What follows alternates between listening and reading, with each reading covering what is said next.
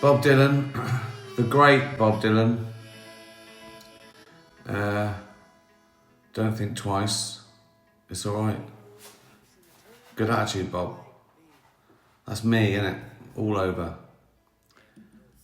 Happy-go-lucky. Right.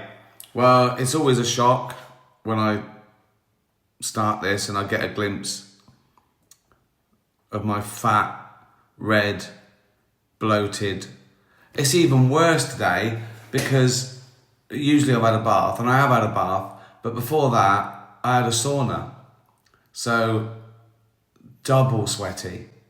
I have a sauna. We got a sauna. It was already in the house. We didn't have it built or anything, but it's like a spa. So, and I wouldn't usually bother, but I read that, or someone told me, that if you have 3 15-minute saunas a week, it sort of decreases your chance of stroke by about 50%. I can't remember the details, but it was really good. It was worth a try, as there was already a sauna here. So I do. I have a sauna. We both do. Me and Jane have a little sauna 3 times a week. And yeah. I mean, if it's that easy to decrease your chances of stroke, you've got no excuse, have it? If sitting in a warm room listening to Spotify is all you have to do to live longer, then it would. Oh. So yeah, I've had a little, what did I say? We went for a long walk. What did I do? Played table tennis. I worked out. I had 2 boxing matches on my virtual reality. I'm obsessed with it now. If ever I'm itching. If I have a fight, a couple of hours later I go, I want another fight. I don't want. So yeah, that is great because it's not real in the sense that someone's hitting you back, but you're still prancing around throwing punches. It's like I don't know, 12 minutes of shadow boxing, and you are hitting as hard as you can, and you're getting, you know what I mean? I'm really trying to knock him out. So yeah, I've been through them all now, so I've got to go back. I think I can up the level to advanced or something. Oh, I just love it. It's so, oh God. I wouldn't do anything else. I wouldn't, if it wasn't like a competition, I wouldn't do it. I'd never dream of shadow boxing for 15 minutes or on a treadmill. I go for a run, but I've got to get somewhere. I've got to think, I want to get somewhere. Now are you interested in this?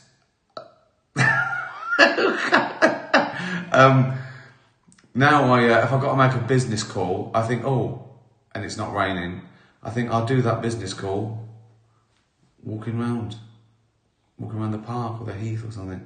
And I think, I've done some work and I've done my steps. So that's just little tips there. Box, sauna, business calls. I mean, most people can't just get up from their desk in their office and go, I'm just going to walk around the park doing some business. I understand that. But yeah, I'm really into it. As long as it's fun, as long as it's like a competition or fun or stupid, I'll do it. Right, got some questions. Welsh Felix, that's a good question after all I've said. Are you doing any writing? That's a very good point. I'm not. I'm honing my stand-up. I'm sort of a third or nearly halfway through my tour, Mortality. But you're writing bits all the time. When you think of them, I don't really sit down and go, I've got to do 3 hours writing. I never do that. And I've done writing for the Netflix series, but now it's an animation. So I did spend like a year doing all the writing and a recording, and now it's going to take another year from now to animate it. It's mad.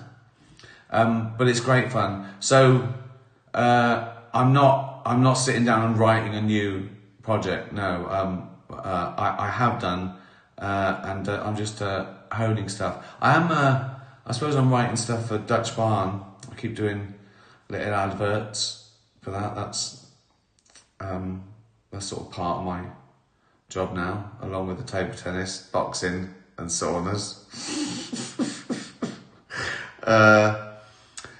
Genie in a bottle. You've awoken in the year 3000. What would you expect to see? 3000. Oh, so think what's happened in the last 1,000 years, and it's probably exponential, isn't it, with technology? I mean, I just can't imagine it. I mean, we still have the basics, won't we? What will I expect to see? Probably, well, it'll either be terrible devastation from war, famine, global warming, or they've sorted it all out. It's difficult to say, isn't it? I don't know. 1,000 years. That's such a long time. I can't imagine. I just don't know. I mean, by then they better have hover cars, because they've been promising those since the 50s, haven't they? Or just suits that you just go up and whiz along somehow. I don't know the ins and outs. A pill for everything, that'd be good, wouldn't it? Like I get there, I go, oh, I feel a bit. They go, what is wrong? I go, I just feel shit. And they go, this is the feeling shit pill. And I go, fucking hell, it's amazing. Sorted, whatever it is. Oh, I got terrible stomachache because I ate your newfangled food. Right, just a pill for that. I don't know. It's just impossible. Well, a lot of people, I imagine. I mean, overpopulation. Be busy, won't it? I'm not going to like it. I don't want to do it. Still, keep me dead. Oh, God. Gunnar, in celebration of your new tennis court, can you make the noises you make when you hit the ball? Well, they're the same.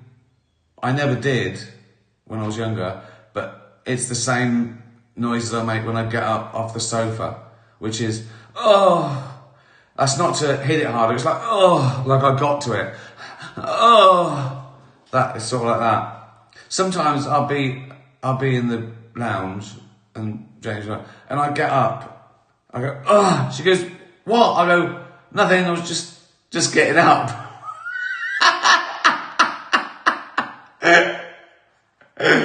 Oh God.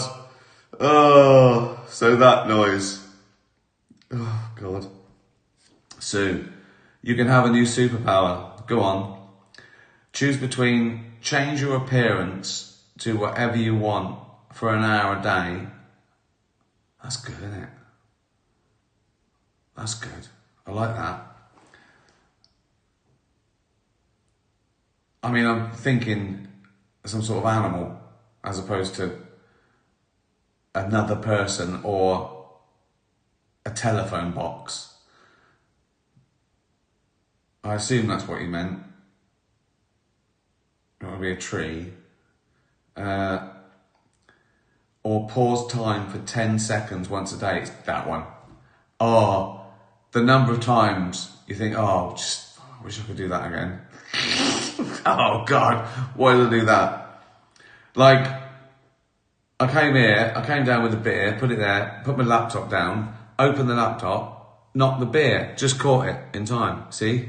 And I just thought, well, that would have been a stressful thing. I'd have had beer all over my desk, all over my papers. I thought, right, oh, you can't go back in time though, can you? I'd have had to pause it as the beer was Oh, that's not so good, is it? Unless you've accidentally, like... But what good would it do? Does it just pause everything? I assume I can pause time and I can do something. Like rob a jeweller's. As opposed to I just pause time for 10 seconds and I'm like, I'm fucked too. I just carry on falling from the building. I don't know. See, that seems like that would be the most useful. The most useful, could change the world the most. Not that I'm bothered about that. The most lucrative. Oh, but then you'd get good at it, wouldn't you? It depends. I might just change my appearance. I'd probably abuse it though, wouldn't I? Like, I'd be in the pub with my mates, right? And then just suddenly just turn into a polar bear. And they all go, and they're fucking screaming and running. Just for a laugh. I'll do that one, I think.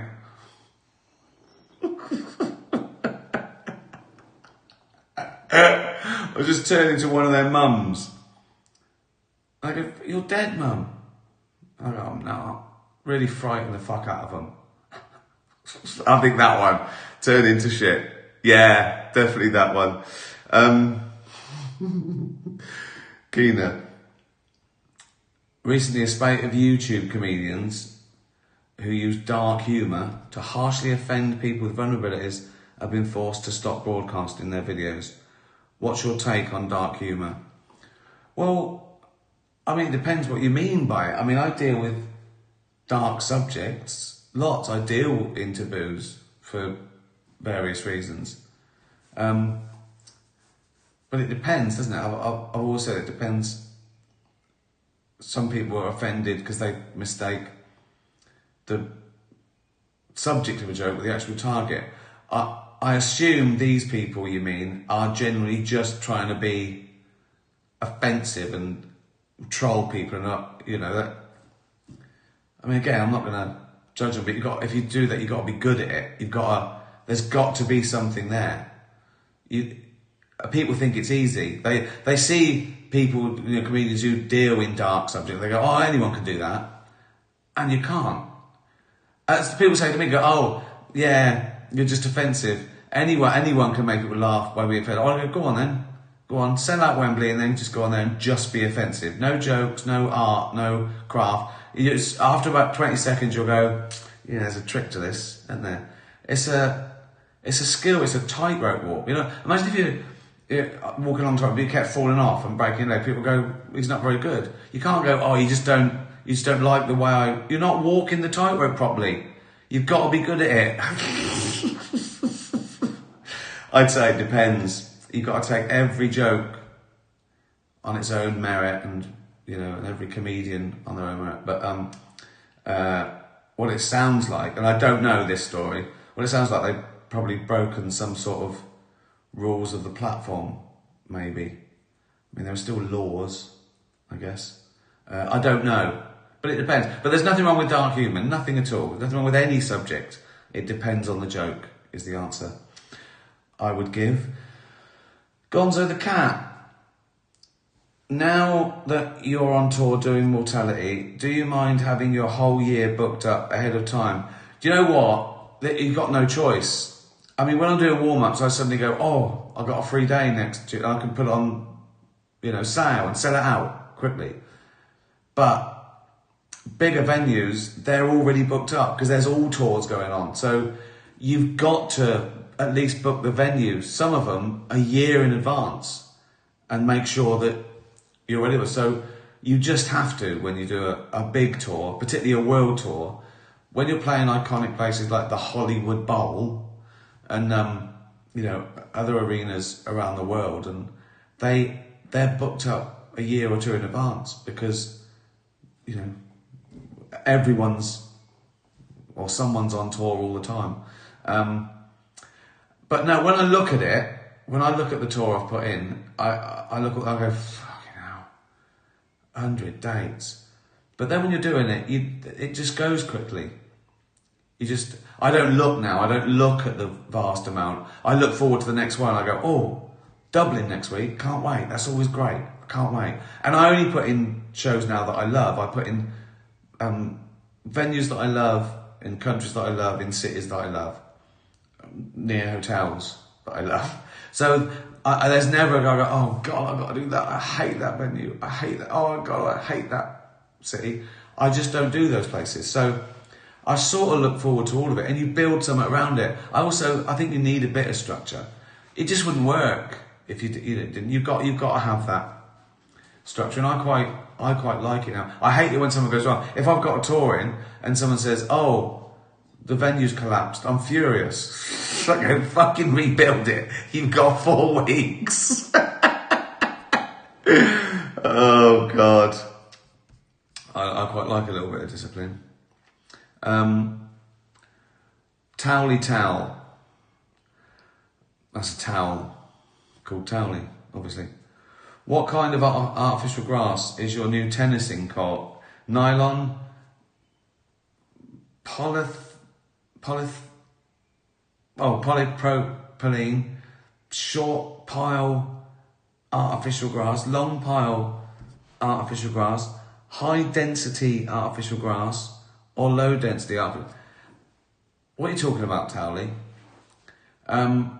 It's called, the surface is called pro-synthetic grass. It's great. It's like carpet, like a cross between grass and carpet.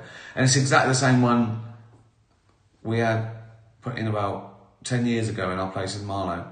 Same people, same court. And that was the best thing I ever bought. I remember saying, that tennis court, it's great. So I'm going to play on that once or twice a week till I can't. I literally can't. When I play tennis now, I have to put plasters on my fingers because my hands hurt, right? I've got an elbow thing sometimes. Right, I have to stretch for ages and warm up. And I play till I can't run anymore. I'm exhausted. I'm exhausted, and so I'll do that until I can't anymore. So I'll get my money's worth, and it's forever as well. You know, it's that's a good thing. It'll outlive me, which is perfect, isn't it?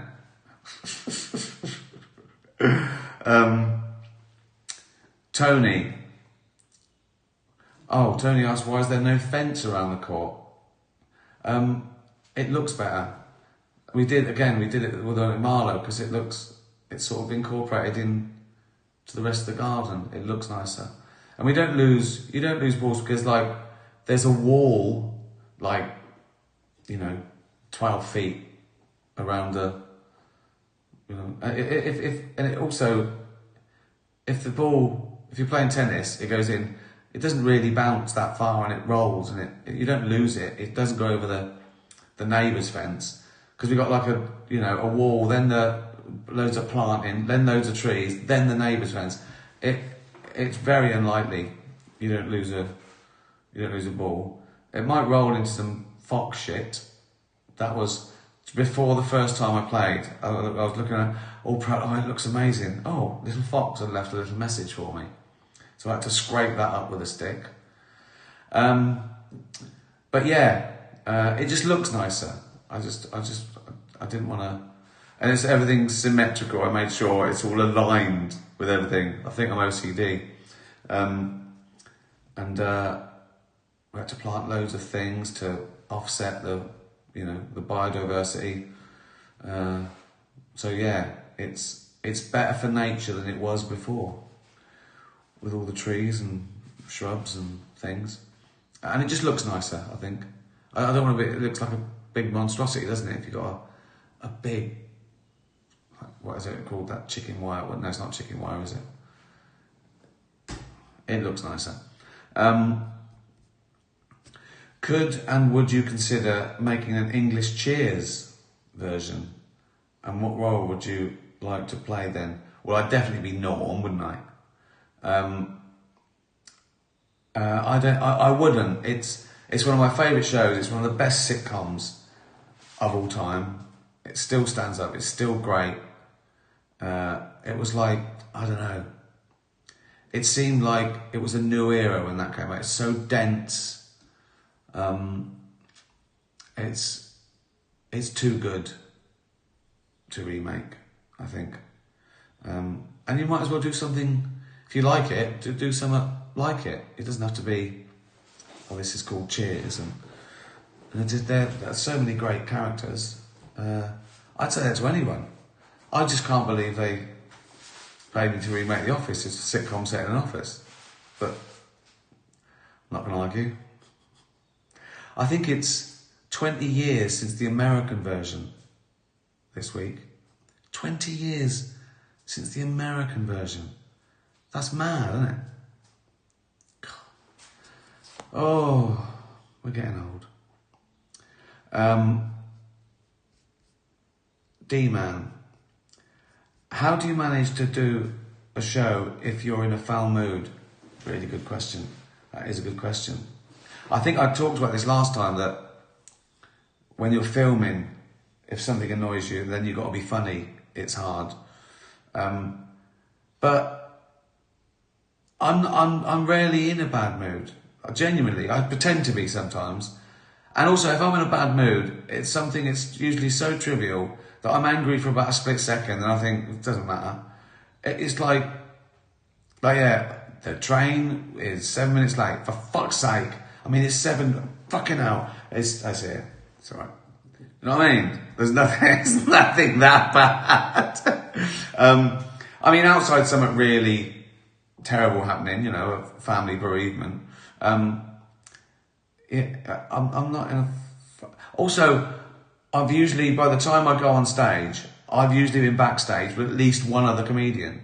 Sometimes I go on laughing because we've been mucking around. Do you know what I mean? It's backstage is funnier than on stage because when you're with mates. I just rarely go on. I mean, someone could annoy me immediately if I go out and they're eating a packet of crisps, but I say, put the fucking crisps away, you dopey twat. Anyway, welcome to my new show. And also, even if you are in a bad mood, or you're worried about the state of the universe, you go out on stage and it's like therapy. You feel great when you come off. So you can't worry about you've got to concentrate all the time. It's like driving fast. You've got to. Doesn't look like you're doing much, but you're working all the time. So it's sort of hard to let your mood get in the way of a stand-up show. It's also so, what's the word? It's like muscle memory. You could have 1,000 things on it, but you just go out and you just do it. Once you've done it a few times, you're almost on autopilot. Yeah, it's you think it would be a problem, but it rarely is, I think. Well, time for one more. I haven't even plugged Dutch Barn. Dutch Barn coming to America soon, next month. We're starting on the East Coast, so look out. I'll tell you, actually, if you're in New York or New Jersey or Washington, that big bit, you've got to look out for it and you've got to buy it. We've sent the shipment over there. So yeah, I plugged it now. Dutch Barn. Oh, and can of water. But genuinely drinking that. That's not. We've got loads of that now. House is full of can of water and Dutch Barn. Can of water, by the way. The innovation there is that it's loads of things are in a can, but the idea behind it was that this is sort of 100% recyclable aluminium, and it's to take a bit away from bottled waters that are clogging up the ocean. So that's what I mean. It's water. It's spring water in a can. It's not like, you know what I mean? It's not an amazing innovation, but it's doing some good, hopefully. I'm not very good. I love marketing, but sometimes I suddenly go, oh, I can't be bothered. Rachel, if you had a tattoo, what would you have and where? You see, I've thought about this a lot. I always thought, when I was younger, I thought, don't get a tattoo, because then you can't change your mind. I know you can now, you can have laser stuff, but I wouldn't want that anyway. But I think I've never had a tattoo, because anything can happen. You know what I mean? Yeah. I could have had fucking Rolf Harris. I don't know what you'd have. Rolf Harris. Cracking reference there. Those of Americans Googling Rolf Harris. He was an entertainer who, like many entertainers of the 70s, turned out to be a wrong un. But yeah, you never know what's going to happen, do you? You never know. So, I've never had a tattoo. I probably could now, because I don't care. I mean, like, I could have one, but I can't be bothered. I know where I'd have it. I'd probably have it there. It's a good place, isn't it? There. You can hide it in a t-shirt. I don't know when I've got my shirt off in public anyway. I'd have to roll it up to show it.